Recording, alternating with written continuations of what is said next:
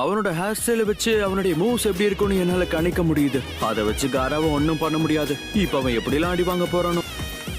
அவனோட மூவ்ஸ் ரொம்ப வேகமா இருக்கும், ஆனா கிக் அந்த அளவுக்கு பவர்ஃபுல் கிடையாது. வேகமா செயல்படுற லீயாலி அவனை நெருங்க கூட முடியலையே. அவன் கதை முடிஞ்சது.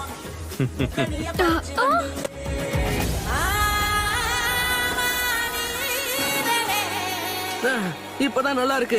இனிமே என்னால வேகமா செயல்பட முடியும்.